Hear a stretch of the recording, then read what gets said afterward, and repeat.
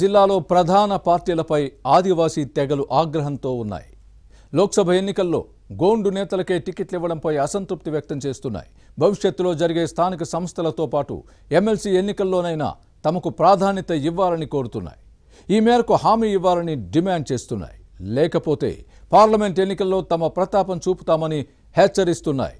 ఇండిపెండెంట్లను బరిలోకి దింపుతామని కూడా చెబుతున్నాయి. ఉమ్మడి ఆదిలాబాద్ జిల్లాలో రగిలిపోతున్న గోండేతర ఆదివాసీ తెగలపై ఇన్సైడ్ స్టోరీ.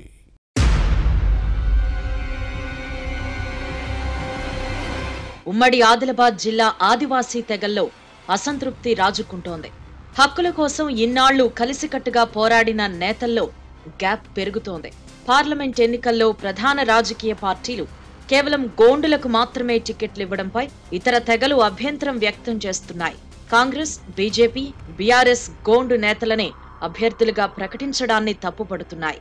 అన్ని పదవులు వారికే ఇస్తే తమ పరిస్థితి ఏంటని ప్రశ్నిస్తున్నారు. తమ తెగలకు ప్రాతినిధ్యం కల్పించకపోతే ఇండిపెండెంట్ అభ్యర్థులుగా బరిలో నిలుస్తామని హెచ్చరించడం చర్చనీయాంశంగా మారింది.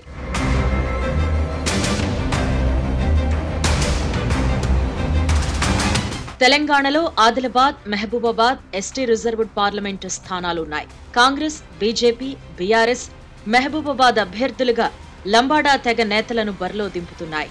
ఆదిలాబాద్ స్థానం నుంచి ఆదివాసుల్లోని గోండు తెగకు చెందిన నాయకులను అభ్యర్థులుగా ప్రకటించాయి.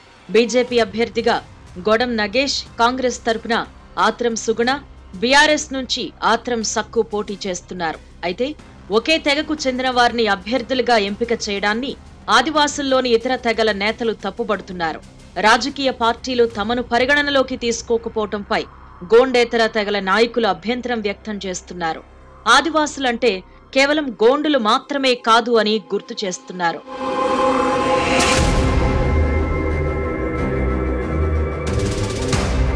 ప్రధానంగా తెలంగాణ ఆదివాసుల్లో కొన్ని తెగల ప్రాబల్యం ఎక్కువ. గోండు, కొలాం, నాయక్పోడ్, ఆన్, పర్దాన్, మన్నేవార్, తోటి, గొత్తికోయ, చెంచు తెగలున్నాయి. ఉమ్మడి ఆదిలాబాద్ జిల్లాలో ఎక్కువగా ఈ 7 తెగల ఆదివాసీలు జీవిస్తున్నారు.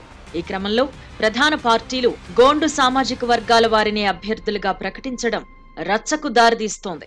ఆదివాసీ జనాభాలో గోండ్లే ఎక్కువ. అయితే మిగిలిన తెగలందరూ గోండుల కంటే అధికంగానే ఉన్నారు అని చెబుతున్నారు. ఈ క్రమంలోనే అసంతృప్తితో ఉన్న నాయక్పోడ్, పర్దాన్, తోటి, కొలాం, ఆన్, మన్నేవార్ తెగల నేతలు సమావేశాలు నిర్వహిస్తున్నారు. రాజకీయ పార్టీల తీరుపై మూకుమ్మడిగా మండిపడుతున్నారు.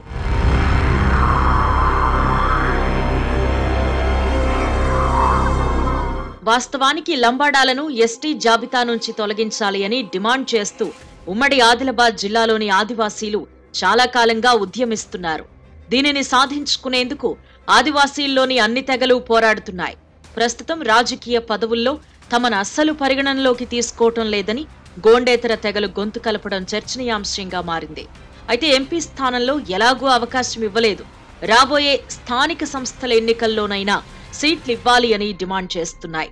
దీనిపై రాజకీయ పార్టీలు ఇప్పుడే స్పష్టత ఇవ్వాలని ఆదివాసీ తెగల నేతలు కోరుతున్నారు.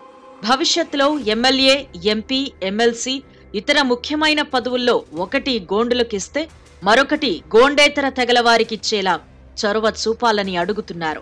ఈ అంశంపై స్పష్టత ఇచ్చిన పార్టీకే మద్దతిస్తామని చెబుతున్నారు.